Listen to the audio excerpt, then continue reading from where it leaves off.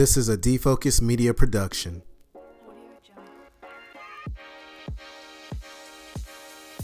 What's up, everyone? It's your favorite optometrist, Dr. Darryl Glover. And I'm Dr. Jennifer Lyerly, resident optometry nerd. And welcome to D-Focus Media, optometry's #1 podcast, where we discuss the hottest topics, latest technology, eyewear, practice management, and more. So sit back, relax, and D-Focus. We are officially live.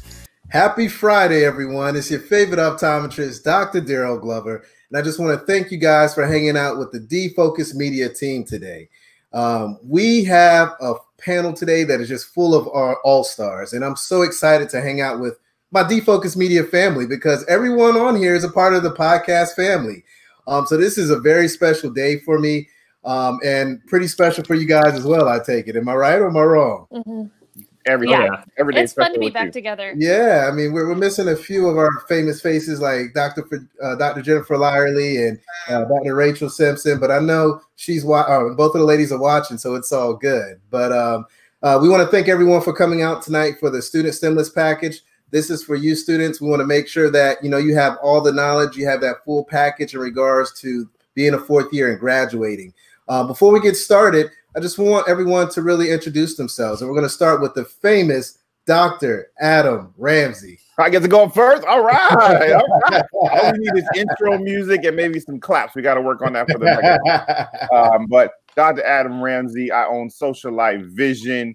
You can find me on all social media platforms. I really want to just support the students. We've been on a whole bunch of webinars and podcasts, and it's been doctors driven. And I wanted to quiet down the fears of students that are graduating soon, or say you just graduated, but then you get rolling and then all of a sudden you're stopped, so, those people have a lot of questions, and I was hoping that we can do one where we have them, students are in focus, and we can actually answer their questions live, and I'll let them know that we're there for them. We're reaching out to them, and we're happy. So we're happy to be here. So thanks for having me on. I'm excited. I'm excited to talk with my other co-hosts here. I know I'm going to learn something. So I got my pen and paper out, ready to roll. All right. So next we're going to jump into Dr. Kate Hamm. Dr. Hamm, if you don't mind just giving us a brief introduction of who you are. So I'm Dr. Kate Hamm. I live and work in Wichita, Kansas.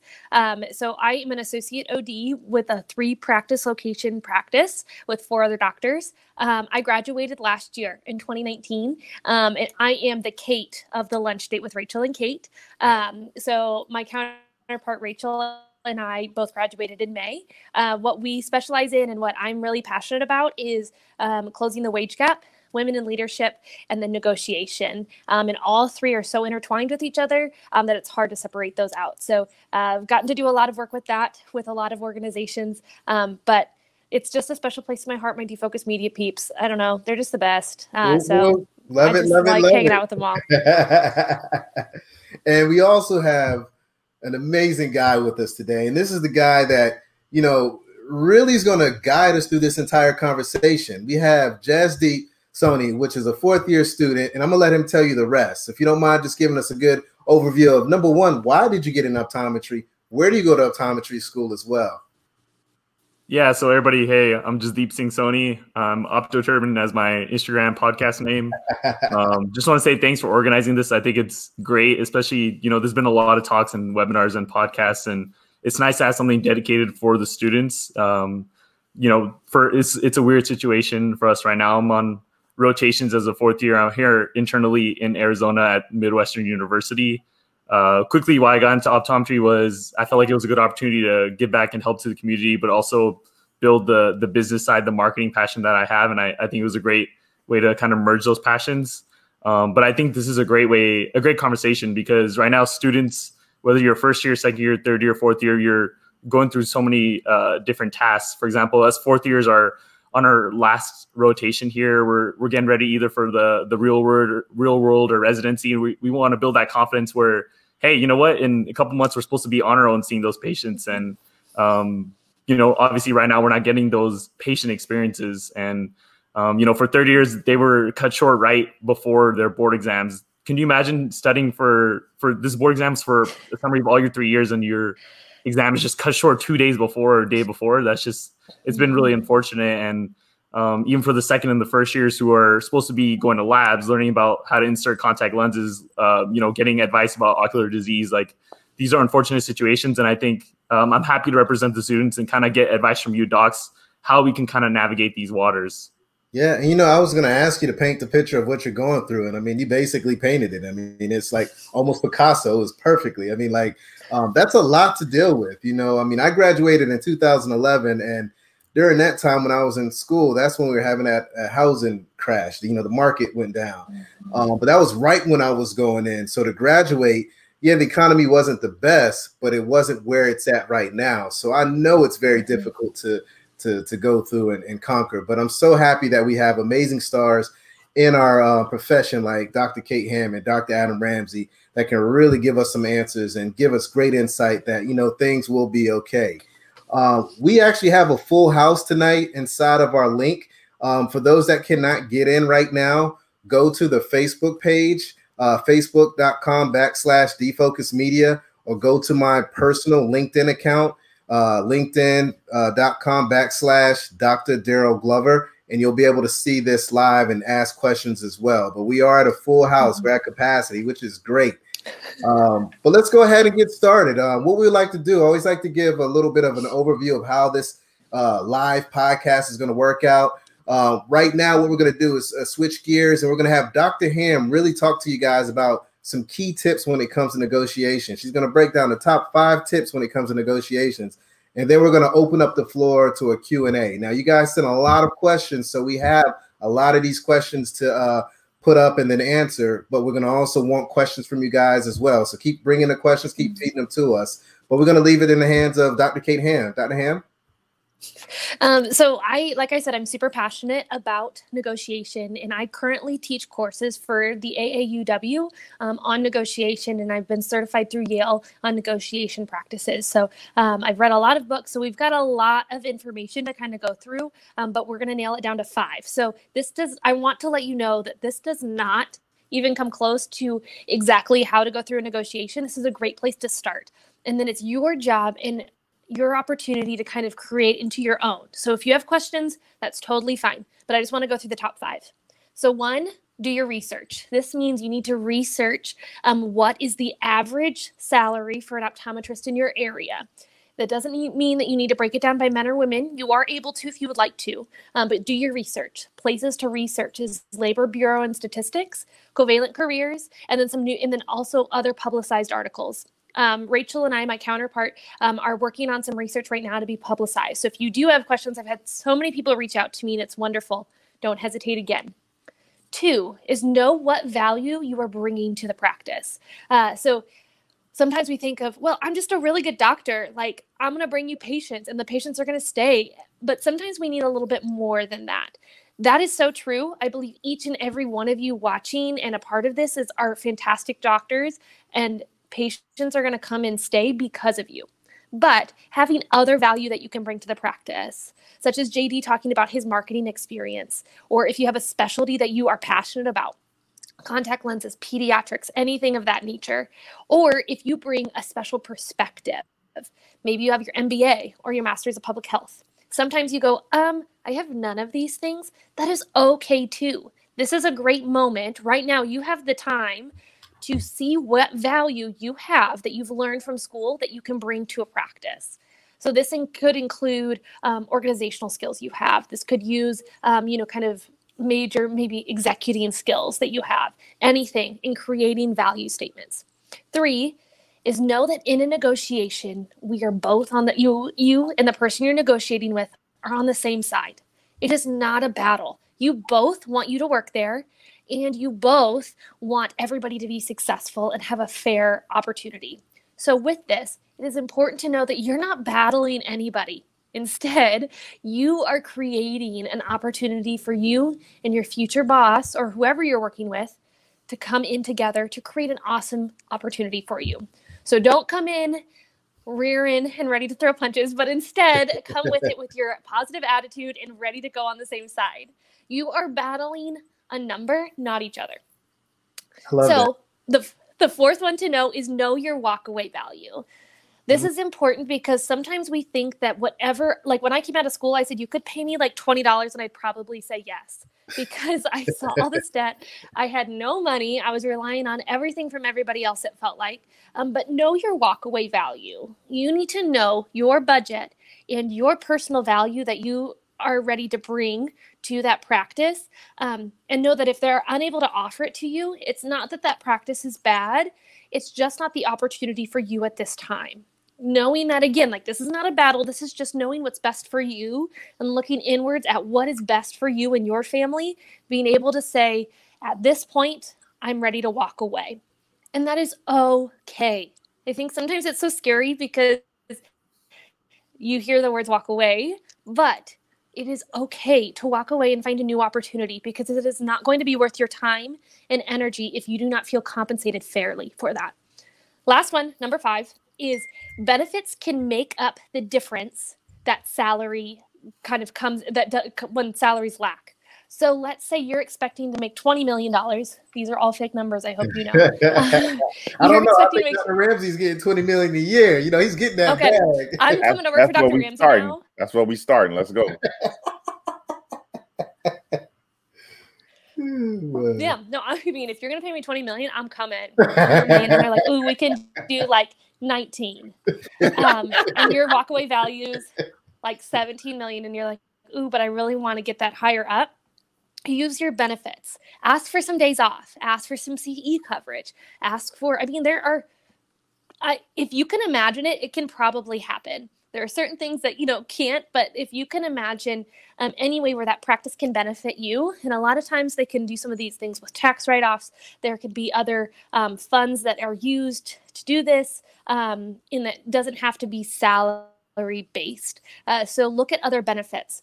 Or some people look at production bonuses, like starting bonuses, moving costs, things of that nature that can make up for that salary and that as well. So that's kind of my top 5, because any negotiation is good for the wage gap. So the goal is not for you to feel scared or nervous, but to go in there, know that you are worth what you are asking for, and also know that that's the best way that we're going to close this wage gap and all become a more equal profession. So this is just the bare minimums, like I said. So you might be like, oh my gosh, I have so much work to do, and that is okay. We all feel that way all the time. I mean, I constantly feel that way. So know that this is a starting point, and you are not going to be perfect on your first, second, third, or fourth, or fifth negotiation. It's going to be a long time until you feel super comfortable, but it's somewhere to start. Yeah, you know, I wanted to elaborate on 2 things, and then I also wanted to ask Dr. Adam Ramsay a question about this. Number 1, value. I think value is very important. I think that, to me, that was one of the key things. Like, if you know your value, then everything else is going to come into play, because you're not going to shortchange yourself in any way, form, or shape, you know? So I think that's something that you really need to look at and hone in. If you're going to a practice and they're not doing specialty contacts, but you know specialty contacts well, figure out how much that's going to add to the bottom line. There's a lot of articles out there that can actually give you that number, and you talk to that business owner and say, hey, I'm going to generate $100,000 more to your bottom line. So I do feel like I know I am worth this amount of money. Don't go in there being all cocky and stuff like that, but at least, you know, have some of the statistics and data in front of you so that it can warrant the reason why they pay you that amount. Exactly. The one thing I know, I feel like I made a mistake when I came out of school, and I'm gonna be upfront with you guys, is production bonus. My first job, I got paid and this was back in 2011, $90,000. And a lot of that was, it was like some prepaid production bonus, and you still made money on top of that. But my advice to you guys is get all your money up front that you can. Let that be the last thing possible that you get it. Get all your money up front, because when it comes to bonus money, it's taxed a little differently, and you don't want that tax rate. Trust me. Exactly. The thing I wanted to ask you, Dr. Ramsay, is that, you know, you own a private practice. You know, some of these things that Dr. Hamm touched on. I mean, what is your feeling, your insight, or your thoughts in regards to if a student came to you or a new optometrist came to you and wanted to negotiate these things? How would you combat that? How would you treat that? And how would you look at that future optometrist that would work with you? Well, thanks for asking me the question. I was supposed to be bringing on the associate this year before this started. So these were some of the things that I was open to. Hopefully 2021 will be able to bring somebody back on.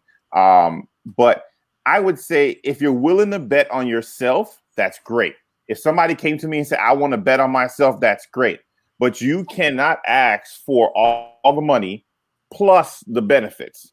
You have to get one or the other. If you want a really high base salary and you want, like, say you want $140,000, right? But then if you want to get the perk of, hey, I do really well, so I get this amount, you have to take the risk and reward. You can't only get the benefit. So you could either, in my case, ask for a higher salary where the production bonus doesn't matter, or ask for a lower salary, and then you can get even more than the minimum or more than that average if you do well. It's great to want to negotiate, but that's when you know your value, you know what you're worth, and you're willing to bet on yourself. Not everybody wants to roll that dice on yourself, because as a student, you're going to have ideas and you're going to think you're the best thing since sliced bread, because that's what I thought when I came out. And then when you get into the real world and you realize insurances and you realize how much the actual take home the practice actually gets, then you realize, oh, it's going to be a lot harder than I thought to bring in that kind of revenue. Most new graduates or most new people to a practice a lot of times does not make enough revenue to cover their salary, unless the practice is losing a doctor and they're trying to fill in a patient base that was already established. But if you're getting added to a practice, a lot of times you're actually not going to bring in or bring the value that you think you are, unless there's an established patient base that you can go after. So knowing what you're worth is good. Betting on yourself is cool, but just know, choose one or the other. Try not to go in there and ask the doctor to get, let's say the average salary is $100,000. Okay, the average salary is 100, but with production bonuses and everything, you can get up to 150. So that's a good situation. Now, some people may say, hey, if you take 80, you have an unlimited thing that you can go up to. If you take a lower base, because then you're saying, I'll take the risk on too. I'm not just asking for all of the benefit, because what happens on the day when, or the week or the month that it's completely slow, I'm still paying you all of the money. And then on the in season, when we have all of the stuff, you're like, hey, I need to get more. I did really well this month. And the doctors, the owner of the practice is looking back and say, yeah, but did you remember last month? I paid you and you didn't make enough to pay yourself. So you can't ask for it both ways. You know, pick one or the other, and almost anybody will be fair and willing to negotiate with you if you're willing to take the risk on as well. And if you don't want any risk, then just ask for the best thing you can get and worry about the risk in year 2 and year 3. Negotiate it then, because then you'll actually know what you can average or what you're actually going to bring in, and you'll be talking from real numbers instead of estimates. I actually, I was going to say, I actually just interviewed for a job and I had an offer. And so I'm actually in this position right now where I'm in the negotiating period. And let's say the offer was 100, like you mentioned before. And I think the bonus is 15%, anything greater than 400K gross. You're saying I can't request, let's say 110. And then also I want to increase it to 25%. 25% is not happening. That'll never happen. And that's what's the best thing to do also in this situation too, is to see what's happening in your region. I know that sounds silly, but like where you are and where Dr. Ramsay, I mean, I totally agree with Dr. Ramsay. You're going to have to go in and you're going to have to be able to you're going to have to figure out what's important to you. And that's important. If you're willing to take on that risk, if you're like, no, base salary is important and I'm willing to take down that production bonus, like that's what you need to do. But let's say you're like, well, no, I'd much rather have 4 days off and not get paid as much, or I'd much rather only take 2 days off and get paid more, which if you're only getting 2 days off a year, wow, maybe we should revisit things, but like ain't no days off over here. Me and Dr. Glover, every day is work. Yeah. This day off day, this paid vacation, that is an anomaly to me. I don't know what a paid day off is. That is not, every time I don't go to work, I make money. See, this is why I'm the associate. Just kidding. Just kidding. Just kidding. But you know, like when you're looking at those things, figure out what's important to you and figure out what's averages in your region. Because if you're going in and you're in a rural area and that makes sense of what you're asking for, then that makes sense. But if you go in and you're going to go into New York City and say, well, I want 120,000 with a 25% production bonus, like they're going to laugh you out of town. And so, do that research. That's why that number one was my first one, is like, you've got to do the work ahead of time so that when you come in, that they're able to see, one, that you've done the work, and two, that you are willing to work through this well. Because if you just come in and say, this is what I want, and I don't, like, just give it to me, it doesn't give you the opportunity to, first of all, show your value in a unique way. And second of all, give an opportunity for you both to be on that same side. Yeah, great advice. So guys, what we're going to do now is kind of jump into the Q&A. We're getting questions left and right. Let's go ahead and get started. The first one, what are you looking for when hiring an associate? Dr. Ramsay, you have a practice, a private practice owner. Give us some feedback and some thoughts. The first thing I'm looking for is somebody to add something to the practice that I don't currently do. So if you come in here and say you want to do contacts, I already do that. If you want to do dry eye, I already have the eye lux. I already have an oculus keratograph. I already do dry eye. But if you come in and say, I went and did a residency or I did an externship in a private practice that does low vision, and I saw how they were profitable in doing low vision, and I would like to add low vision to your practice, and I want to show you how you can make money doing low vision and we both can benefit. All of a sudden, I might not have been hiring, but you know what?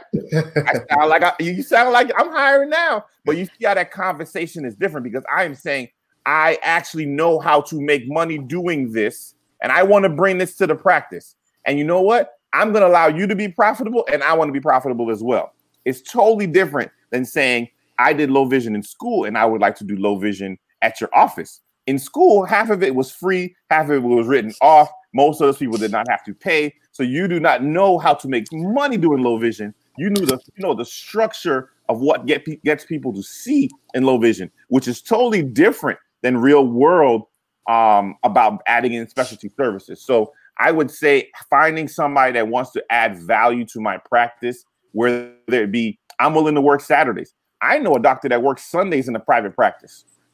That's crazy to me. But you know what? He's adding value in that area where some people are Jewish or they are Seventh-day Adventists and they don't go out on Saturdays. So all of a sudden, now Sundays is their quote unquote Saturday, and they're willing to work on a day that would not be normal. So you do something that adds value to the practice, whether it be low vision, sports vision, whatever. I'm looking for somebody that comes with something unique that I am not actually doing, so that we can grow the practice together. You know, Dr. Ramsay, you bring up a great point, and this is something that, you fourth years really need to look at. When you're on your rotations, yes, you're going through the processes of doing refraction, slit lamp, 90, whatever it may be, but also look at the business aspects. Sit down with the office manager and ask them to look at the reports, understand the reports, understand how insurance pays, what insurances are out there. If it is a low vision practice, how do you make the money with the low vision? How much do the products cost? Cost of goods, things of that nature, because we know they're not teaching it in school. So it's up to you to be aggressive. It's up to you to move forward and ask these questions. That way you can be that person that Dr. Ramsay just mentioned. I think that'll be a thing that could really be a game changer for a lot of folks, because once you start talking business with a practice owner and they truly know business, like Dr. Ramsay, their antennas are going to go up. They're going to like, okay, we got the same type of blood. I'm rocking with you.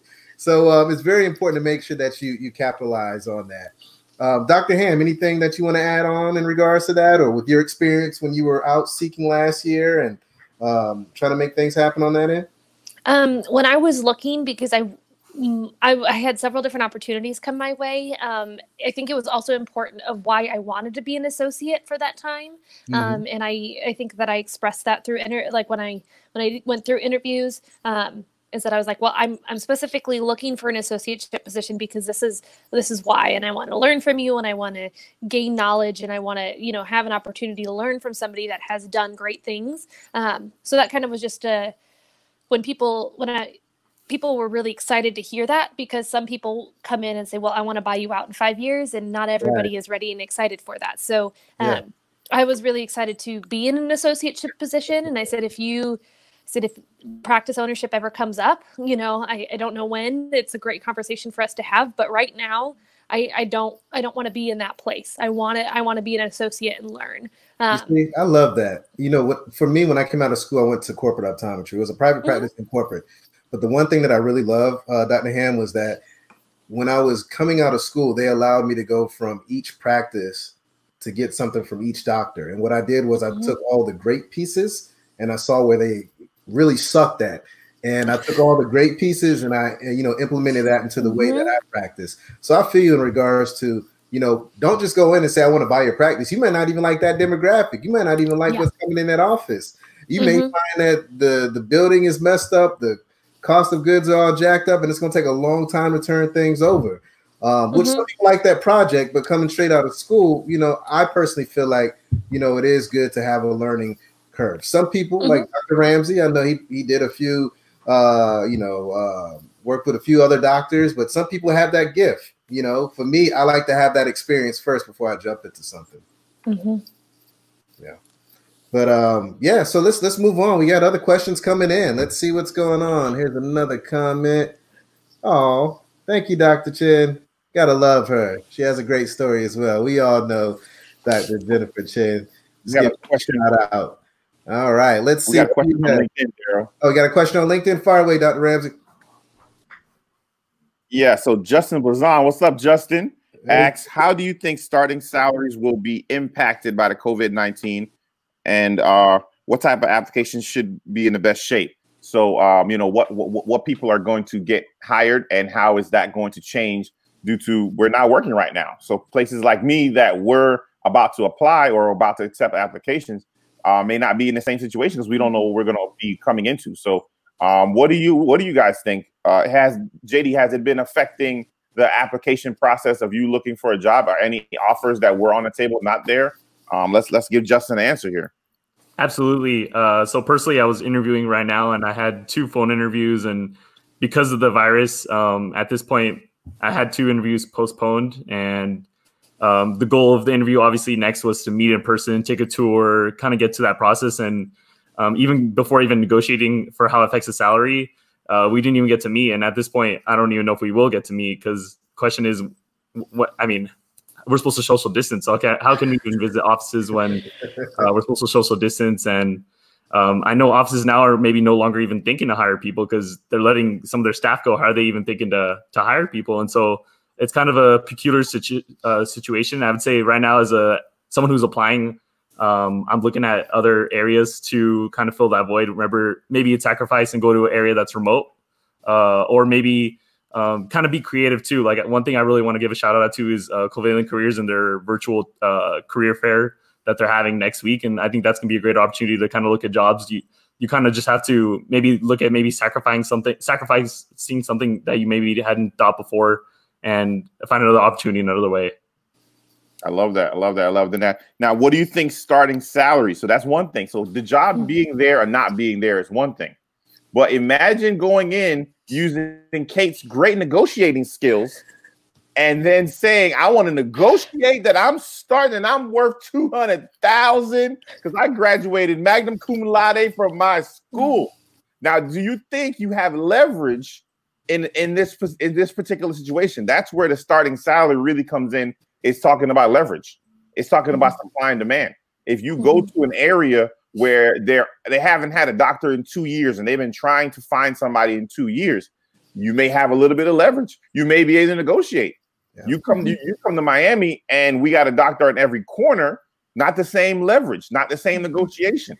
So do you think the starting salaries, or you're going to be able to be as cocky going in saying, I want to get this and I deserve this because I know I passed part 3 on my first try. I know I deserve this. Do you think starting salaries, Kate, is going to be affected? And how will you talk to other doctors and give them advice on what to do? Because before COVID-19 is a different world than after. You can't use the same rules. No, I think it's been very interesting to see how all of us have had to change everything about what we're doing. I mean, how many of us were like, we're never, optometry isn't going to be able to do telemedicine for a long time, and then look at where we are now. Like, I mean, just so much has changed. But I think it was interesting that you said supply and demand, because all of the patients that I was supposed to see end of March, April, and then now Kansas is pushed back to the first week of May for shelter in place. All of those patients are wanting, most of them have rescheduled and wanting to be seen in May, June, at end of May, June, and July, whether or not that occurs. And so there will be a time where we're going to have a higher supply. Well, I can't say exactly how that is going to impact the salary bottom line, because so much of how our salaries are paid is from predated exams paying out later, 30, 60, 90 days later. I can say that there will most likely be a demand for doctors because there will be a supply of patients coming back. But that supply will also be different based on how many of them have jobs. I think a lot of this is so unprecedented, and I think that word is also very overused because it is very true right now. This is unprecedented. We're not sure. I think where we will notice our largest amount of change in that salary bottom line is going to be in our major cities. I live in Wichita, Kansas, which is the largest city in the state of Kansas, because Kansas City is split between Kansas and Missouri. Fun fact, the largest Kansas City, Missouri is larger than Kansas City, Kansas. And so we're still pretty rural compared to a lot of metropolitan areas. So there is a lot more opportunity here, and especially in my counterparts, traveling 30, 45 minutes outside of here. So I know that there are still doctors hiring within the state of Kansas because, first of all, they don't have any COVID cases in their city. They're sheltering in place because they social distance very regularly because their houses are 5 miles apart. So it's very easy for them to social distance. And so there's practices of that nature that have been looking for doctors for a long time. So like JD said, I think it's so important to be able to kind of look at a different place than what you're looking at if that starting salary base is what is important to you. But if location is important to you, we're going to see a fluctuation in that salary, because it's going to depend on a lot of how that practice has prepared before if something happened, and then how they were able to weather the storm and all of this as well, of how that salary turns out. So again, kind of stepping back and figuring out what is important to you. If it is location, be okay that salary might not be what you first expected it to be, and some of those numbers that we've had might be a little bit different now, and that's okay. But let's say salary is important to you. Maybe that's changing that location or that practice modality than what you originally expected to be. If you wanted to go in, be like have a doctor bring in an associate for the first time, and it'd be a 2-doctor practice, that might be your salary might be very different than if you want to join a 5-6 doctor practice that's been doing well, or a hospital setting or a corporate setting. There might be some differences in that fluctuation of how that salary plays out. So kind of going back to, I'm reading a book right now that's all into knowing yourself. It's very touchy-feely. So like, sit with yourself, understand what values and beliefs you have about you and optometry and what is important to you, and then use that to kind of help decide what's next. Because those salaries will change, and it's hard for me. I could say they're going to go down, and then watch like in June, they're like the highest that they've ever been, because my maiden name is Murphy, and Murphy's Law is, I will say that they're bad and they're going to be really, really good. So, all of this could be a very real thing there. So just kind of take a moment and understand that for yourself. Yeah. And I would say corporate optometry, they're hiring, they're looking, they're paying still well, premium. So yeah, I mean, money is out there, jobs are out there. It just depends on the mode of practice you want. And as Dr. Adam Ramsay and Dr. Kate Hamm mentioned, where you want to practice, you really have to do some soul searching to figure out what you want in life. I mean, whatever you want, if you have faith, you can make it happen. You know what I'm saying? Mm-hmm. It's just, and also, your first practice out does not have to be your dream practice. Like, let's just give you that moment. Cause like, I always thought that I wanted to own my own place and be out there and doing my own things. And I don't know if one day that could still happen. But when I had an opportunity of that nature pop up, I was like, wait, never mind. I don't know. And so, so like my mom tells me all the time, she's like, this is just right now. You're still learning. Like, it's okay. And so know that right now you don't have to get your dream job. Right. Well, let's jump into this next question that we have here. This is going to be a very soft and sensitive spot to Dr. Adam Ramsay and probably Dr. Hamm as well. But let's go ahead and pop it up. Is this the end of private practice? No, no, no. So that would be a bummer. No, I'm crushing it right now. Like I am ready. I do not see this being the end. I think what's going to happen is private practices that had a doctor that was 80 years old and he was just working 2 days a week. That person may not reopen, right? He might say, you know what? I was going to retire next year. I'm not going to retire. Private practices that over leveraged themselves and that were under too much debt, maybe those are not open. But the good practices will survive. The good practices are going to be open. I am gaining patients through this process because I'm doing patients through telemedicine. I'm helping patients out remotely and selling them products that their current doctor in that commercial space has left them. They're not there. They're not available. They're not answering emails. They're not answering phone calls. They're not doing telemedicine. So patients are like, hey, you know, I want to come see you because I needed something and you helped me out. And the doctor that I normally go to has disappeared. They've never called me back. They didn't check in. I've called them, left voicemails. So this isn't the end of private practice. Like Kate was mentioning, I have patients that were already scheduled in May, June, and July. So now what I'm going to have to do is add in patients from March and April to my already full schedule from before. So even the good thing about private practice is that I can make double the next month and I can make back up for the old month. So once we get open, I'm okay. Once I get open, all I need is to be open. I'm like, put me in, coach. Put me in. I'm ready to go. I have people calling, texting, emailing. Can I use my $1,200 stimulus at your office? And I am like, listen, I'm trying to find a way for you to give me that $1,200. So I'm telling them, put it aside. We can put it on layaway. We can do something. Let me hold it for you, so you don't have a chance to spend it anywhere else. Let me hold it, and then I give it back to you if you don't use all of it. You know, so private practice is alive and well. We're going to be fine when we get through this. Being an entrepreneur and a business owner is being an entrepreneur and a business owner. Life is the only thing that is constant is change. You got to be able to put your big boy pants on and say, I'm ready to play in the big boy leagues. Okay. This ain't the little leagues. So things are going to happen. You can't get scared after one thing happened. Oh my God, I got to get a salary that's all base. Bank on yourself. You know what I mean? Bet on yourself. Decide that, hey, I can bring some money in. I will find a way to bring money in virtually. I will do some telemedicine. I will find ways to make money. I'll start a website. I'll start something. I'll sell anything. So you can do it. So private practice is alive and well. The good ones will survive and they will actually thrive when it's over. And the ones that should have closed anyway are going to close, and they were going to close in a year or two anyway. So all we're doing is rushing those ones out the door, and then those patients will come over to Social Life Vision. Come on over to my team. We're ready. We're available. I will be hiring 2021. New doctor, come on in. Anybody watching this, 2021, I'll be ready for you. Give me a minute. We'll get it together.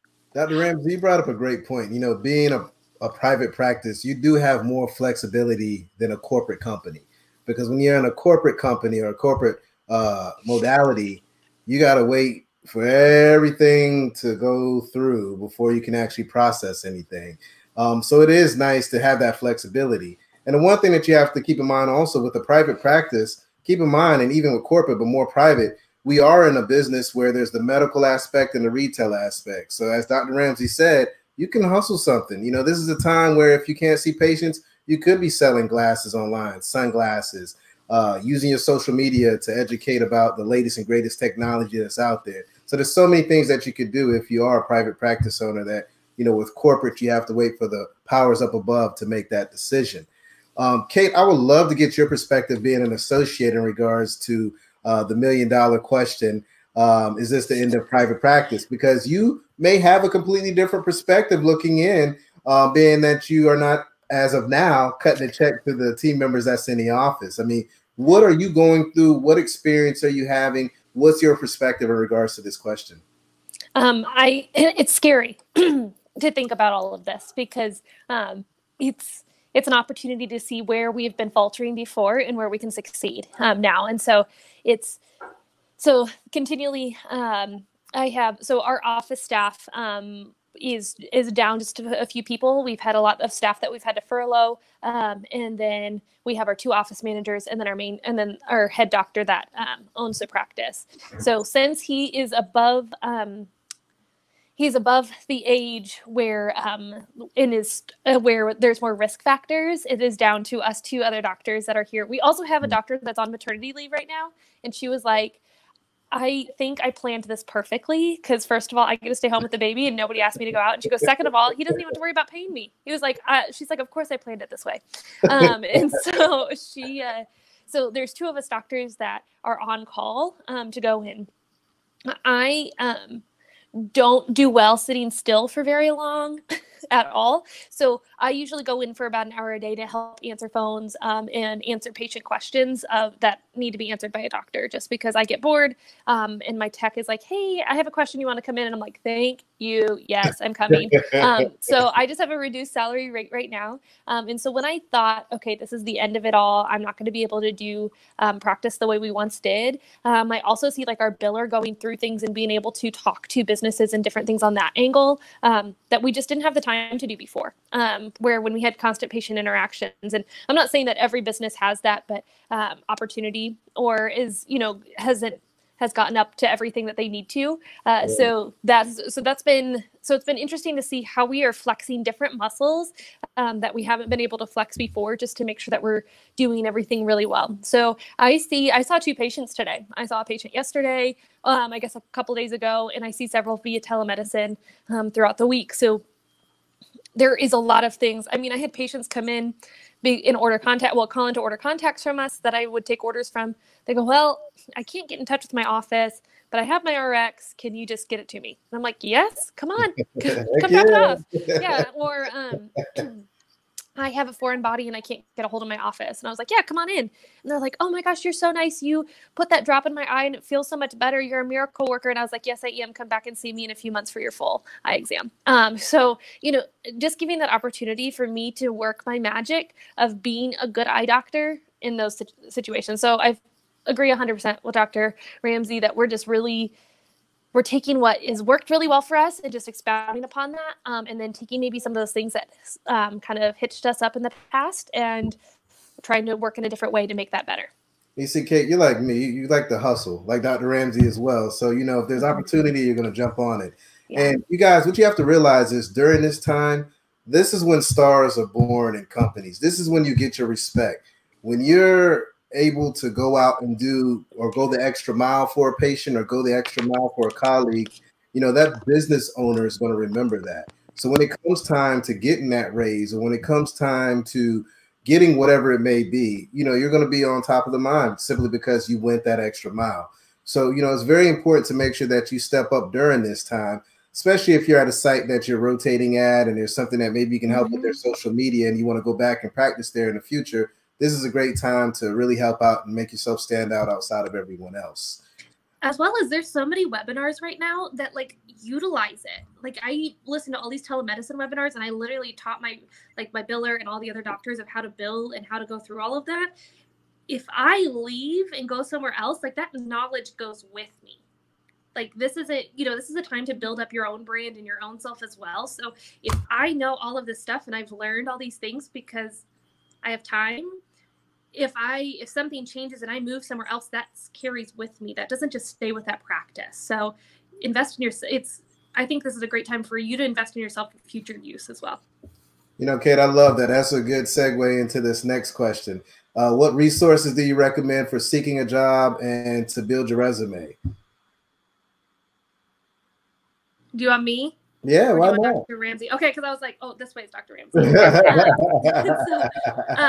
Always, there is on your campus, I have no doubt, whether you're on a campus that's solely optometry or if you're a part of a larger one, there's most likely some sort of career center that have people there that are really good at reading resumes and really good at helping you through interview tips. Whether it's you're like, is this an okay outfit to wear to an interview? Most likely, yes, as long as you look like you've got your stuff together. And then, can help you go through that resume. Also, utilize this time because you have the time. I always hated writing those extra little blurbs on my resume because I was like, how am I supposed to find the right words? How am I supposed to condense this down? I know what I did in this situation. Just let me get into the room and talk through it. Because if you can't tell, I'm a chatter. And so it's a great time for you to utilize all of this kind of extra little wiggle room we have in our life to kind of find words. Like, look up the thesaurus and just use it. I mean, it's a viable resource online or in paper. I still have my thesaurus from 3rd grade. So utilize this time to kind of ask people that are more knowledgeable, as well as if you have the knowledge, do it. Like, it just, you don't have as much of an excuse. Yes, you're still in school. I'm going to hold you to that. My husband's a teacher. He would hate me if I said, you're not in school anymore, you're done, because you are. So, like, still do your schoolwork, but utilize this time to make things better. Some great resources that you might find online. Covalent Careers, I've seen so much good stuff. Always everything like they put out is really great. You might also look at other business schools websites. There's a lot of just little snippets of courses that are from universities that have some business school kind of insights of writing resumes or kind of interview skills as well.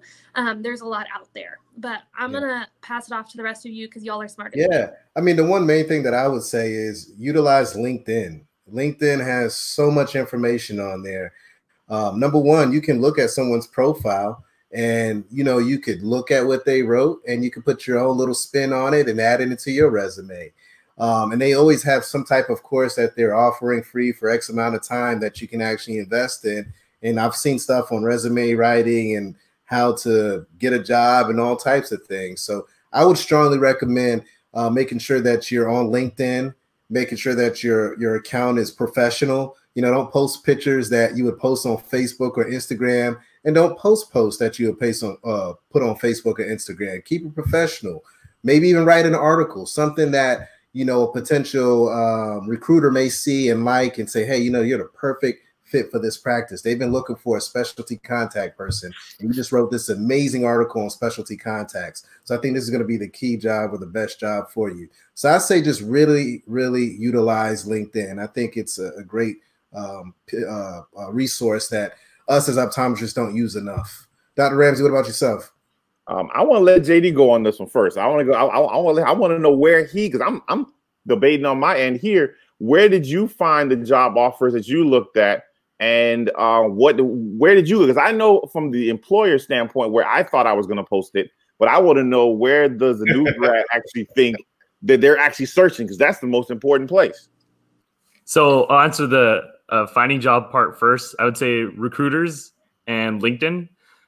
Just honestly, I mass messaged every doctor I knew and said, hey, do you know anybody that has that needs a new optometrist or something open position? And I that's actually how I got an interview and progressing with that. Also, recruiters are really helpful because right now they have a lot of free time and they are looking for, finding a need for you. And that's why I think that virtual career fair for Covalent Careers will be really helpful because they're going to have virtual booths so you can actually talk to them like how we're talking right now. I think the second half of the question is for the resumes. I would say utilize your professors. Your professors they went to here to help you out. If they wanted to just practice, they would have practiced. Like I just go to my professors and email them my resume. And I've had the dean of my school firsthand give me like an essay on what I need to fix about my resume. And so I think if you just send your resume to multiple professors, they're going to give you their opinion. And I think that's an easy way to get opinions on how to improve your resume. All right. So I like that. What I would say is that I just redid my resume and I sent it to Darryl, and I sent it to somebody that professionally does resumes. If you want a $150,000 job, you can't be scared to spend $200 on a resume. Okay. This is where you go to the professionals. Okay. I want to talk to somebody who their job is writing. If my job ain't writing, I'm not the best at writing. Dr. Glover, no, I'll pay somebody with the quickness to do something. I am not scared of paying somebody to do something that's better at it than me. So this is where I say you reach out and say, hey, who knows how to write resumes really well? You know what? Social media is great for that. Google is great for that. Fiverr is great for that, whatever. And then somebody says, I write resumes really well. Can you send me some examples of resumes you've done? Boom. And then all of a sudden, you know what that person's going to do? They're going to send you a questionnaire that you'll then fill out, and they spit out to you a great resume because you got to see a format that you like. Because the main thing on a resume is really formatting and details. At the end of the day, I went to high school, I went to college, I graduated, I like to do this. It's not really anything special yet. You haven't gotten out yet to get the awards and the accolades and the stuff that you need to fill out a resume. So right now, it's just going to be really, well, how does it look? Is it well put together? Spend $100 and get somebody to put it together for you. That'll be my first tip. The next thing I would think is that you can go to your state associations, your local associations, the schools, and they're going to have listings of job postings. The one thing I would say is the best jobs never make it online. The best jobs I agree. are going to be scooped up by somebody who hustles harder than you, and they got the job before the doctor was ready to put it online. So what you do is you go around and say, I want to work in this city. What kind of practice do you want to be in? I want to be in a private practice that likes sports vision. Okay. Are there any sports vision practices in that area? There's 3. How about I call that practice? I go into that practice. I email that doctor and find out, hey, my name is JD and I'm looking to come and be associate at your practice. Do you have any openings? Well, you know what? I've been thinking about it for a little while and I haven't found the right fit for me and my practice. So I stopped looking. So you know what? How about you send me a resume and let's go have lunch next week? And then the best job, and then you go to the doctor and say, I found you because this is the type of practice that I wanted and I put the hustle out. Now, all of a sudden, how is that connection to that practice and to that doctor? Totally different than if you go on a site and it just has a listing from a recruiter that's trying to get you plugged in at what, I'm not going to put down any places, but get you plugged in at a place that's totally different than the doctor that's hustling so hard they can't keep up and they don't have time to post it on a job listing site. And you come around, hey, I'm here. I'm ready to hustle. What's going on? Can I take you to lunch? You want to take me to lunch? Yes, I want to buy you lunch. I want to come into your practice. I want to see it. Now, all of a sudden, I'm like, you know what? Yeah, come on, man. I want a steak. Let's go to lunch. And then all of a sudden, the situation is different. And you know what? You're not always going to find a job there. But I will tell you, the most memorable and the best jobs are going to come from the effort you put in, because that practice or that doctor is going to see that you sought them out and you knew why you applied there, not just because I applied to every job I found and I'll take anyone that pays me enough money. Well, because you know what? If you take the one that just has the most money, there will always be somebody else that'll pay you more. And if they're willing to pay you that much more, trust you and believe they're going to be making some money off you. So you're going to be working hard. So if your only number that you care about is I want to make 120, I want to make 130, I want to make 170, there's going to be a practice in a place that'll pay you $160,000, $170,000. I've seen it. But you know what? You're going to be sweating when you're done with that day. You're going to be tired when you come out. You're going to be like, I would do anything to get out of here because I can't even move when I get home from work. You know what I mean? So there's a totally different thing. Sometimes the money ain't everything, because I've worked at jobs and they want you to see 30, 40 people. I worked there one day. I was not doing that. No. So it's just, find that stuff, go out there and be proactive. If you actually want to work in a certain place or in a certain area or a certain specialty, and seek out the people that do low vision, that do vision therapy, and just email. If you're open to working anywhere, then go find the best vision therapy practices and then say, hey, you need any help over there? And you'll get the right one if you become more proactive. Great points, Dr. Ramsay. The one thing I took from everything that he said was anytime you see him at a conference and he's at the bar, go to him, because he's spending $200 on a resume. Drinks on Dr. Ramsay next time, all right?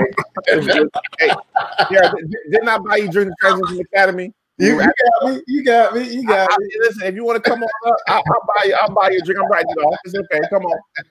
First round on me. And if you come to me, you say that I said that, you will get a drink. And if you know that I said that, it means you watched one of the webinars that I've been in, that I said, if you walk up to me at a conference and you said first round on me, and I will back that up. Yeah. One other thing I wanted to touch on, when you guys are doing I'm going to use that too now. Just kidding. No, I'll come help by. I'll come help by. Whenever you guys are doing your rotations, one thing you want to keep in mind is that when you're at that rotation, that's actually a job interview. You know, a lot of practice owners, whether it's private or corporate optometry, they're looking at you when you're in that practice. And if you do extremely well, they may offer you a job, especially when you get out of school, and pay you well. So keep in mind that is a job interview. So don't take those rotations for granted. Make sure you really maximize and do the best that you can. Because even if they don't hire you, someone may know that practice owner and say, hey, I had Jasdeep over at my practice, or I heard you had him over at your practice. How was he? And if you did horrible and you didn't show up, they're going to tell that business owner. Keep in mind, optometry is a small profession. Everyone knows everyone. So always give everyone respect and make sure you always give your best as well. The other thing I wanted to mention is, yeah, Covalent Careers. I'm actually going to be at that virtual career deal with my eye doctor. So if you guys would like to chat and learn more about my eye doctor, holler at me. I will be there on the chat, and I look forward to talking to you guys and answering any questions that you may have. Let's move to the next question. We have one here. If you could redo anything in optometry school, what would you want to change? Wow. That is a loaded question. Very much. I mean, I'll start it off. The one thing that I would have loved to change is, I mean, I live like a poor man. I was very frugal, but I wish I was even more frugal, you know, and I wish I was working a tad bit more on the side to help with student loans, because student loans is not a joke. You know, you got to pay it back. It's not free money. And my mom and dad wasn't able to cut that check and say, go to school and do what you got to do. So, you know, some people are blessed to be able to start at that level playing field. But when you come out of school, you know, you're down here, you got to dig your way up. So, you know, I'm not going to take back anything from optometry school. I enjoyed it. I partied. I had a great time, got a great education. But I would have lived poorer than what I actually did. And probably right when I got out of school, I probably would have tackled student loans a tad bit more. That's just my personal opinion. Party! Who's next? Dr. Hamm, Dr. Ramsay? Who wants to go? Who wants to take it? Ladies first. I can go real fast if you. Oh, Dr. Ramsay, you ready? No, ladies first. Oh, okay. Oh, so I just graduated in May, so it's sometimes hard for me to have like a full on like looking back at things. But sometimes this is going to be so nerdy. Just throwing this out there right now. This is going to be so nerdy. Is that sometimes I would study to pass the test and I wouldn't study to understand.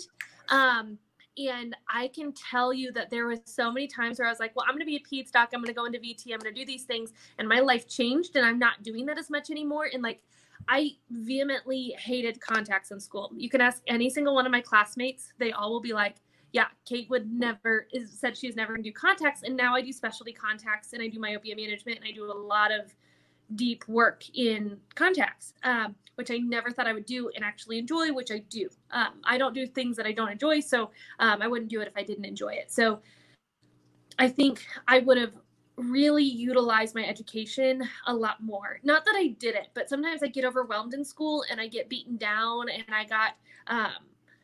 I just got overwhelmed by the amount of information that was coming at me. And I think I really started to get a handle on that when I started studying for boards. And I jived in that kind of world of like figuring out how everything worked together. So I just suggest as soon as you can kind of start putting things together. I went through all my notes the other day. I know, like I said, this is going to get real nerdy real fast. I went through all my notes because I was cleaning things out and saved a bunch of my pictures because they helped me today. So put in the work now and it'll help you so much later, because when you get to go in and like help save patients' lives and make a huge difference with them right out of the chute, rather than just having a bad experience and missing something or not being able to fully help because you didn't remember or you didn't know as much as you wanted to. That's my really nerdy response. That's a great response. JD, I know you're towards the end. You're not done yet. But you're towards the end. You can see it. I saw your cap and gown. You know, I see you graduate. You passed all your boards. You can feel it. You can taste it. It's like it's there, but it's not there. It's there, but it's not there. Anything for you, JD? Yeah, I think I would reiterate what Kate was saying. When you're in school, you're just kind of studying. Like, I got to get to the next test. I got to pass this. And then now, like, for me, since I'm sitting here, we have all this free time. I've actually asked my professors if they could add me to their pages so I could rewatch their lecture videos, since everybody's audio and video recording everything. And like just relearning everything, I'm like, wow, like I don't feel like I fully grasped it that first time. Like, for example, like I was watching a video on the retina and they were talking about a CRVO. And when I've gone in practice, anytime I've seen a CRVO, a lot of times we just refer it to retina and they'll take care of it. But I was watching the videos and my retina professor was saying, you know, the standard of care is you can watch it unless, unless there's neo or unless, you know, a certain level of ischemia, like you can still, our standard of care is to watch it necessarily until it gets to the level where it really needs to see it. And that was such a breakthrough moment for me. Like, wow, like I need to understand the nuances of how we can actually manage these patients instead of just kind of pushing all the hard cases away. That's good. That's good. I would say study not to pass the test, but to know the information. And the same thing like Kate said, I was the king of, I'm going to do this and I love business and I love that and I love this. But at the end of the day, when you graduate, a lot of times you're going to be the only doctor in that practice sometimes that day. And when it gets in your chair, you have to decide on what to do. And they say it's rare until it's in your chair. So some of that stuff that they show, they say, oh, they'll never see this. You'll never see that. Well, working in South Florida, I see a lot of that stuff that they talk about you'll never see, because we get people from the islands. We get people from Central and South America that come up and say, you know, I was working in a commercial place and they'd say, hey, you know, I brought my mom up and she's never had an eye exam in her whole life. And they bring her up and the stuff you see in those eyes are what you see in textbooks, you know, because most of those patients, if they were in the States or they had access to care, some of that stuff would have got taken care of a lot sooner. So study so that you know the material, so that you feel comfortable. Instead of saying, hey, there's 150 pages, these 50 are going to be on the test. Well, you know what? Some of that stuff on the other 100 pages, it may not help you pass the test, but when you get out, you're going to be really happy that you actually looked at that. And then the last thing was, as a student, you can ask questions and you can go to doctors and they will be open and honest and tell you stuff that I probably would never tell a practicing doctor. So you could come to my practice and you'd say, hey, can I show you around? Can you do this? Can you do that? And I may be more open with you as a student because you're asking me to learn than the doctor that's across the street and says, hey, can I come over and see your books? No, you cannot. No, you cannot. Can I have the little trademark secrets that you've been doing to be so successful in your county? How about no? But if you're a student and you say, hey, I'm going to drive an hour up to see your practice, and can you, show me around, give me some pointers, this, that, and the other, take advantage of those opportunities. When I was in school, I had a big printed map on the wall, and I would put somebody's business card, and I would pin the business card to where they are in the country. And then if I had a family trip or they were within driving distance and I got 2 or 3 in one area, I would take a drive on a Saturday and go to Alabama. I went to Southern in Memphis. I would go to Alabama and I would go to Tennessee and I would go to Georgia on a long weekend and see those doctors and see how they practice. And I still talk to a lot of those doctors to this day. And because I was a student, they were like, hey, you want to stay at my house? I got a guest room. And I stayed in their house and I stayed in their guest room. And I woke up and we had eggs in the morning and I went to the practice. And that's because I was a student. Now, today, if I tried to go over there, I've never met this guy before besides one drink at the bar. No, you're not going to come in my house. That's not happening. But so there's certain things that are going to be open to you as a student. Take advantage of those opportunities and utilize that time as best as possible. Reach out. There's a lot of resources that are available. You just have to actually access them. All right. These are some great answers. We want to wrap it up here shortly, but we got a couple more questions we're going to hit, and then we'll end everything and let everyone enjoy their evening. There's going to be an 80s party, I think, tonight with the group out there that we want to show some love to. But Young OD. There you go. Yeah.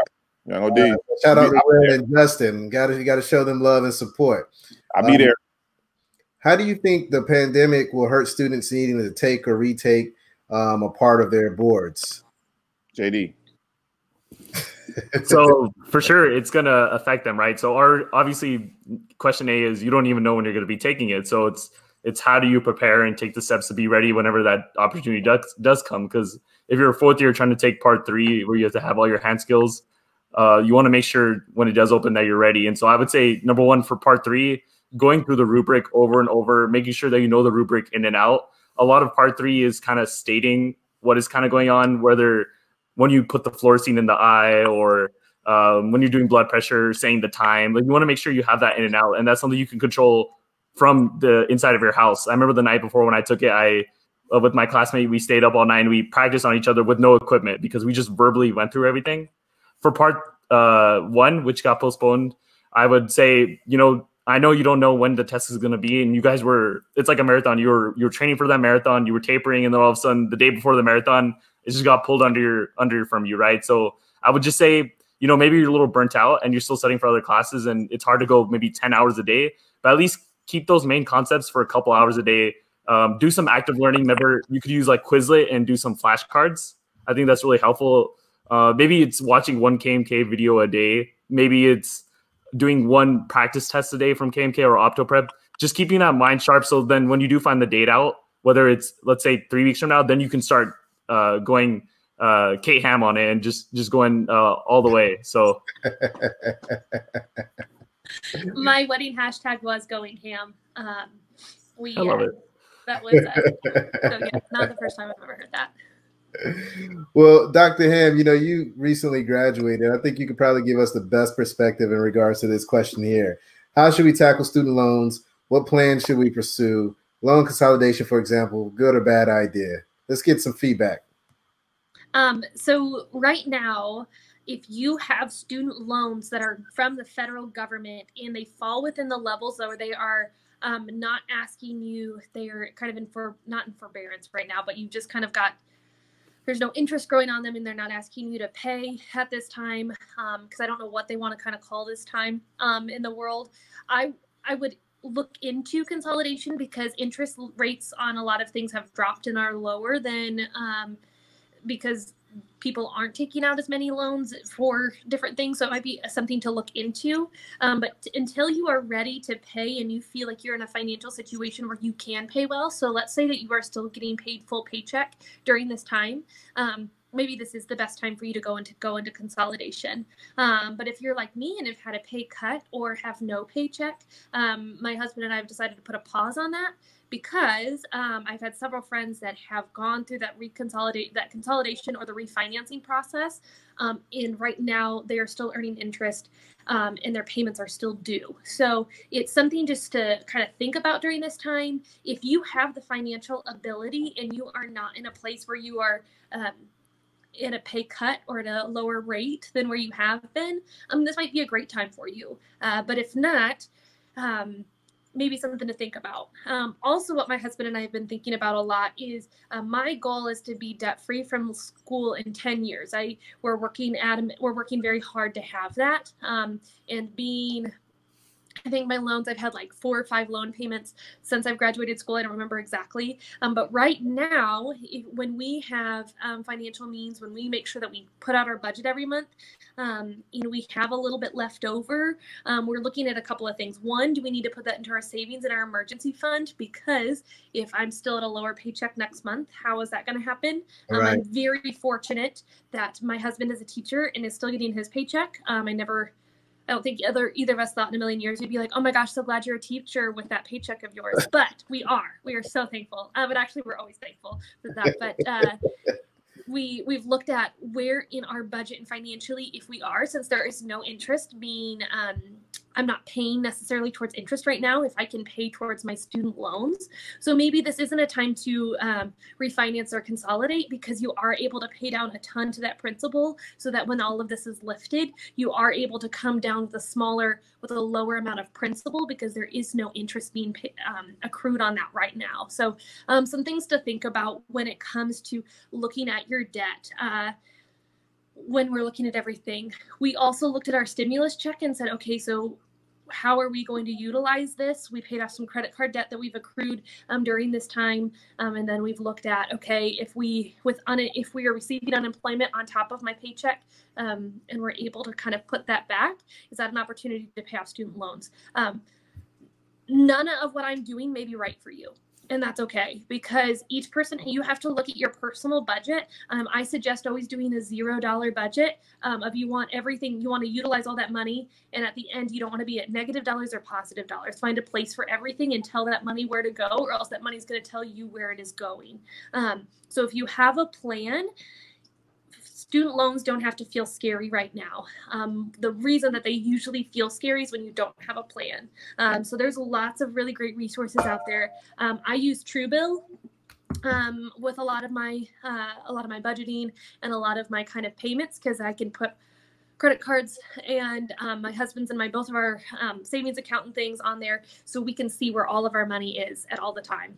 He doesn't like it because I always know when I'm getting like a birthday present or something, but I like it because I know where it's all going. And so that way we can kind of see if right now, if paying towards student loans makes sense or waiting. In all of this, also be aware that this is a 6 month. They put the 6 month hold on payments and on student loan interest. So even if we're up and running in 3 months, that still is on hold. That 6 months has been legally precedented and put out there by the federal government. So that could be taken back. It could not. Most likely it will not be, because it's really hard to undo something in the federal government. So if you have plans or things of that nature, kind of keep that in your world, and also just educate yourself. Read where you're, go online, make sure that you have, because all student loans from the federal government are not created equal. So some are not a part of this place on hold, no interest kind of opportunity right now. So make sure you do the research on yours as well. Thank you, Kate. I mean, you hit the nail on the head. So we're going to leave it at that. We have one last question here from Facebook. Any advice for Canadians who want to stay in the U.S.? Who wants to take this one? Because I don't have an answer. All right, I got you. Okay. So you're going to have to get your employer to sponsor you. So if you can get an employer to sponsor you, that's a great place where my eye doctor would come into play, or a Vision Works, or another place that could then sponsor you as the employer. They're going to have the structure put in place. Now, you can get a private practice to sponsor you, but they're going to have to probably learn that if they don't already know how to do that. The easy first step would be to get your employer to sponsor you, and that would allow you to get a work visa, and then you can stay in the country under a work visa. So this is a great place where you're going to reach out, and that'll be a part of your interview process. That will also be a part of your negotiations, or where you're trying to find places to work. Some places really know how to do that, and that's easy, and they've done it before. And you don't want to mess around with that. So I would stick with places that know what they're doing as far as that's concerned. But there are places you just have to get somebody to sponsor you and get a work visa for you to be able to stay in. I also know a lot of people that work at schools and different things like that, because you can work in a school without a license for a particular state, or you can work in a school with a lot of less restrictions than you can if you try to go into a private practice. So the person that's employing you, that is not a problem if they know what they're doing and they apply appropriately. You can then stay in the country with a work visa. Is that the same with the VA as well? Yes. So you can do it with the VA. They will apply for a work visa for you as well. So any of those big corporations, that's where big corporations make it much easier. If you ask me to figure out how to do that, that's a hill to climb that I might not necessarily. Now, for the perfect associate, maybe I'll do the effort and the work. But the easier thing to me would be going to a big corporation that they do this already, either the VA, a hospital, a big commercial setting, or my eye doctor, which is Dr. Darryl Glover's private practice on steroids analogy. They may have a person that knows already what to do in that regard, and be able to help with that. But you'll need a work visa from the employer. Dr. Hamm, any feedback? No, that was everything. If you're doing residency, do connect with that residency director, because they will have the proper steps, because sometimes it's a student visa still, sometimes it's a work visa. That one gets into, each place is different. So connect with them on that, because that will also be your first step within the VA on that sponsorship package. Awesome. Well, let's go ahead and end the show, you guys. I greatly appreciate you guys coming on and hanging out. I mean, we're all family. We talk to each other routinely. Kate had a long conversation with you for almost an hour yesterday. One thing I love about Kate is she has this term known as the wise counsel. And yesterday she was my wise counsel. She really gave me some great advice and some tips. And also Dr. Adam Ramsay. I spoke to him for probably about 2.5 hours yesterday. Well, that's a daily thing anyway. That's daily. Right. But you know, he was my wise counsel yesterday, and I greatly appreciate you guys in regards to that. Yeah, I'm like really into touchy-feely things. Like if you know me, I'm all about your emotions and about who you are, and like having your wise counsel and all these different people. So see, that's why I have my balance. I'm very blunt. I'm to the point. I'm like, Darryl, no, they're not doing that. I go to Adam, and he's just like, I'm like, man, calm down, man. Like, give me some love. I need a hug. Nah. Your wife is there for the love. I'm there to kick you in the butt and say, hey, what we're doing. Chill out. That's what we're doing. And then call Kate when you need somebody to be a little bit more. Oh, it's okay. We're gonna be all right. Yeah. Hey, no, get it together. Let's go next. Yeah, I feel like you've been in my house and you've heard my conversations with my Well, I wanted to end the show with just some last thoughts, and also for you guys to leave your contact information. You know, we're gonna leave the show or end with Dr. Ramsay. We're gonna let you take it from the top, man. What's your last thoughts? What advice or tips would you give all the students out there to pursue their dream job, or not even their dream job, but the next big thing for them in eye care? And if you don't mind leaving your contact information, social media, and access to your book as well that you wrote also. So thanks for that plug right there. I would tell you, as a student, I thought my first job, I had to have it all together, and I put so much pressure on myself because we've been working so hard and long to get to this point that you put a lot of pressure on yourself for this first job, that it has to be this and it has to be that. Listen, my first job lasted 6 months, and 3 months in, we're about to get to the next one. So don't worry, it's gonna be okay. Find something that you like, go with it, and then when you get there, you figure out what the real world is like, and then you'll be able to apply, and you'll have some experience when you get there. So calm down and breathe. Don't lose no sleep over this. Don't lose no hair over this. Relax. You are going to be fine. We have all been there, okay? Watch your non-competes. Watch your restrictions, okay? If your non-competes and your restrictions are very light at that job, you can get another one. Give them notice. Be kind the same way you would like to be kind, and say, hey, this is not working for me. I will give you 30, 60, 90, whatever's in there. And then find another job when you're at a meeting in the city and you see another doctor and you find another one, and it's going to be okay. So take a deep breath, relax. It's not the end of the world. You will be there. Reach out and ask questions, ask for advice. People will give it. People will be honest. Anybody wants to reach me, you can find me on every single social media platform. I'm on there. Dr. Adam Ramsay. Type it in, Google it. You can find me, text, email, whatever, Facebook, Instagram, YouTube, all of that. We're there. Play chess, not checkers. Practical guide to warm start your dream optometric practice. For those that want to get into private practice, now is a great time. You can buy practices at lower prices now than you could have before. There are going to be opportunities, like Dr. Hamm said earlier, where I'm going to have a backlog of patients. So I might actually want to bring somebody in sooner than I wanted to, because now I can't handle the demand. So there's opportunities right now for you. It's there. Go out and enjoy life. You've worked really hard for this moment, and it's here. But just relax, breathe, and enjoy it. Don't let it go so fast that you don't enjoy it. So do that. Dr. Hamm? So I ordered Dr. Ramsay's. He's over this way. I can't figure out my fingers today. It's like you're here. I feel like the Brady Bunch.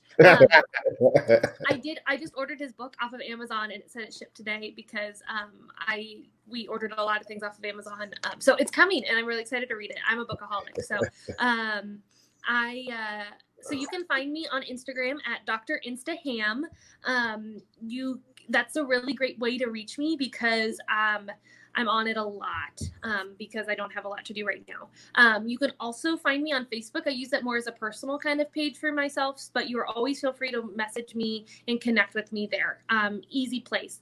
You can always email me as well. I don't have like a fancy cool website yet like Dr. Adam Ramsay, but I will get there. Don't you worry. So my email is kansasstatekate@gmail.com. But really reach out to me if you have know somebody that has my phone number, like literally text me. Anything works. I'm an open book. Oh, and last bit of advice is figure out what you want. Whether it's salary, whether it's location, whether it's benefits, anything, like figure out what's important to you and what you want. So that way when you go into any practice or any opportunity, you are best prepared because you already have your values figured out before you walk in the door. Sweet. JD? Yeah, I would just say, let's go year by year. If we start with the third years, do a little bit every day, try to keep up when, you find out the date for boards. And when you do find out that day and it's 3-4 weeks away, start going hard from there, but try to do a little bit every day. Just don't get frustrated. I know it was postponed. And fourth years, I would say, like we're going to start working eventually when we get that opportunity. Make sure this is our chance now to learn, whether it be emailing our professors or studying on our own. I know the AOSA and the AOA, they're doing the videos that my school's been watching every day.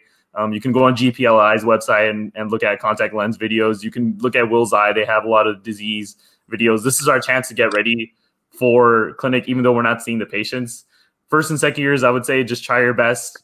I know you're missing out on the hands-on labs, but this is where YouTube or even practicing with people who are your spouse or that are around you, or I've even seen videos of people practicing on their dogs.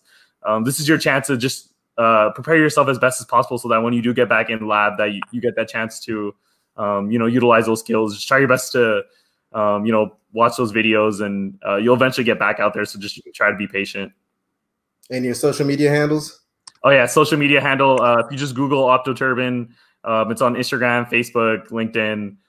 My email is my first name, Jasdeep, which is JASDEEP.SONI18@gmail. But if you just Google Optoturban, you could reach me anywhere, and feel free to reach out anytime. Awesome. For me, the main thing is this, don't chase the money. If you put the patient first, the money will come. For me, and I'm pretty sure Dr. Ramsay will express this as well, optometry is really about relationships. That doctor-patient interaction that you have in that exam room, that relationship that you have in your community, that relationship that you just have with your colleagues. I mean, as long as you're putting someone else first, especially the patient, everything's going to work out like it's supposed to. Spend time with your family, have some type of, faith, and you'll be a rock star in this eye care industry. And just make sure you treat your colleagues with respect, because it is a small profession, and we want to make sure that we're doing what we're supposed to. And make sure you guys listen to the amazing podcast on the D-Focus Media Network. I mean, we have Optoturban with JD. He's always giving great information. He had one this week where he's talking about tips on fashion. He had one in the past with communication. I mean, there's a lot of great information that he brings to the table. And the same thing with Dr. Hamm with Lunch Date with Rachel and Kate. A lot of great content, especially about the wage gap, especially about motivation, negotiation. I mean, you listen to these podcasts and it can really change your life. And of course, the D-Focus Media podcast, myself, Dr. Jennifer Lyerly, Dr. Adam Ramsay, and every now and then we get a guest appearance from Fayez as well. But you can find me anywhere on social media at D-Focus Media or Dr. Darryl Glover on all social media platforms. This evening, I just want to thank you guys for hanging out with us. We hope we really put some information out there that can really change your perspective on eye care, whether it's corporate, whether it's private, whether it's student loans, whether it's creating a resume. We really hope that we were able to help you out. If you guys have any questions, feel free to contact any of us. We're here to push this profession forward, and we'll love to be able to help out in any way that we can. Thank you again. Have a wonderful evening. Stay blessed, stay healthy, and stay positive, all right? Talk to you guys later. Peace. Thanks. All right, colleagues, and it's a wrap. Thank you dearly for hanging out with the D-Focus Media team. We hope truly something resonated with you. And if it did, be sure to give us 5 stars. And make sure you follow us on all social media platforms. Facebook, Instagram, Twitter, LinkedIn, you named it. And our handle is at D-Focus Media on all platforms. And until next time, be sure to keep it 2020. And we look forward to seeing you on the next episode.